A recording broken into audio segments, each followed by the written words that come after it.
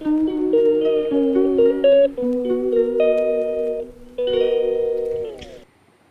Friends, good morning. আমি মিষ্টি নিয়ে চলে এসেছি আমার ফার্স্ট মিনি ব্লগ নিয়ে। তো দেখতেই পাচ্ছ এত জল, কারণ কি এখানে এত বৃষ্টি হয়েছে যে এখানে পুরো সব কিছু ডুবে গেছে বৃষ্টির জলে। তো আজকে জন্মাষ্টমী অনেক অনেক শুভেচ্ছা, অভিনন্দন। তো জল বলে তো হবে না, পুজো তো করতেই হবে। আর এখানে আমি তো ঘর গুছিয়ে নিয়েছিলাম। তারপরে ভাই এখানে যেহেতু এখানে পুজো হবে, তো ভাই পুজোর আয়োজন করছে।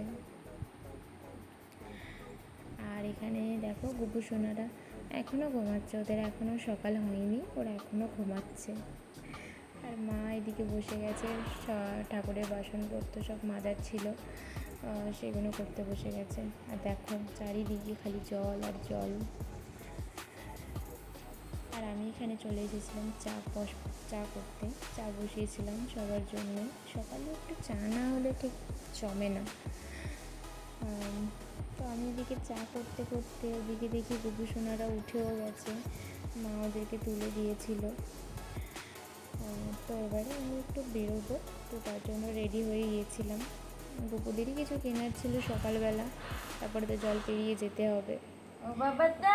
মা দেখো কত আদর করছে, মায়ের তো আদরের শেষ নেই। এতটাই সকালবেলা উঠেও ওরা অতটাই আদর খায়, আর ওদের আদরে আমার ঘুম ভাঙে প্রতিদিন সকালবেলা।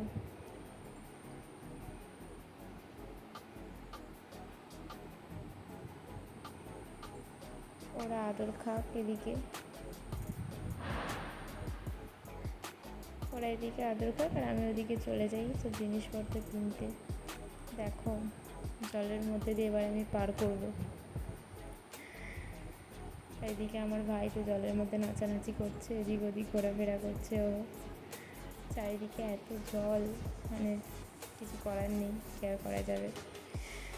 তো তারপরে তো আমি এখানে এসে মা আমাকে একটা বড় তাল দিয়ে দিয়েছিলো, বলেছিল এটাকে তোকে চাঁচতে হবে। তো আমি ওইদিকে তাল ছাড়াচ্ছিলাম বসে বসে টুকটুক করে। তালটা অনেকটা বড় ছিল।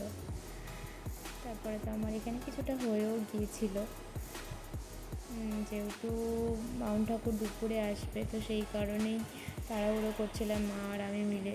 সব কিছু জোগাড় তো করে রাখতে হবে না। তো তারপরে মা এখানে এক এক করে শুরু করে দিয়েছিল। এখানে সুজিও হয়ে গিয়েছিল, মায়ের ভাজা পিঠেও হচ্ছিল তখন। এত কিছু জোগাড় করতে তো টাইম লাগবেই না। মা এখানে ভাজা পিঠেও শুরু করে দিয়েছে করা। ভাজা পিঠে এদিকে হতে হতে আমি চলে গিয়েছিলাম ওদিকে গোপু সোনাদের স্নান করাতে। তো এখানে সব রেডি করে নিই, এটা হলুদ দুধ সব রেডি করে নিয়েছিলাম। এখানে দুধ গঙ্গা জলে গোলাপ ফুল দিয়ে দিয়েছিলাম। আর ওরা তো মাসির বাড়ি থেকে জামা দিয়েছিল, সেটা পরেই বসে আছে। এখানে রেডি করে নিয়েছিলাম। এই যে আমার ছোটো গোপু সোনা এখানে এখন গায়ে হলুদ হবে, অ্যাকচুয়ালি হলুদ মাখানো হচ্ছিল ওকে। ছোটো গোপু সোনা বলতেও আমাদের বাড়িতে 1 বছর হলো এসেছে। হ্যাঁ, তো এই জন্য ওকে ছোটো গোপু সোনা বলা হয়। আমি আর আমার মা ওকে ডাকি ছোটো গোপু সোনা বলে। আর এদিকে হচ্ছে বড় গোপু, ওর 14 বছর হলো আমাদের বাড়িতে এসেছে। এটা মোমের গোপাল আমাদের। তো এখানে দুজনেই বসে পড়েছে চান করতে, খুব কিউট লাগছিল দুজনকে। দুজনেই খুব আনন্দ করে করে চান করছে। এখন চান হয়ে গেছে, এবার ওদেরকে আমি বসিয়ে দিয়েছিলাম সাজিয়ে গুজিয়ে সুন্দর করে।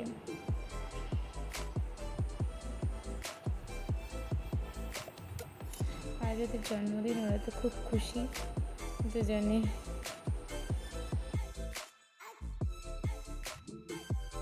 আর এদিকে আমার সব কিছু জোগাড়ও হয়ে গিয়েছিল, তখনও বামুন ঠাকুর আসেনি। তো মা আর আমি মিলে যেরকম পেরেছি সেরকম জোগাড় করেছি। আর এদিকে তো গোপুর পছন্দের কিছু চকলেট ছিল।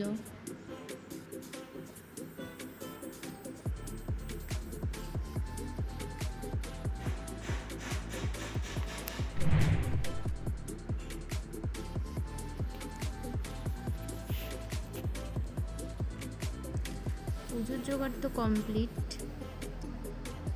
আর এদিকে তো বামুন ঠাকুর এত জল পেরিয়ে এসে পুজোতে বসে গিয়েছিলেন।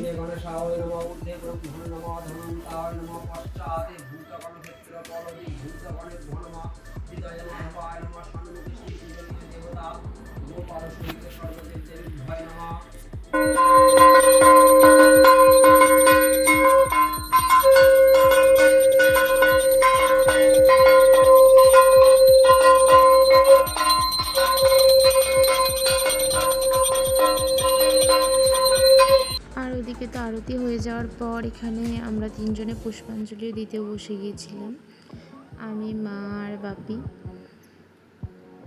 তো এদিকে পুষ্পাঞ্জলি হয়ে যাওয়ার পর বামুন ঠাকুরের আর একটা পুজো ছিল, কি আমাদের মন্দিরে একটু পুজো ছিল।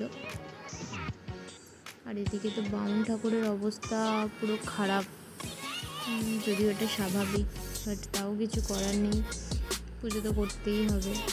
বামুন ঠাকুর এখানে হরিকে মালা পরিয়ে একটু পুজো করিয়ে নিচ্ছিল।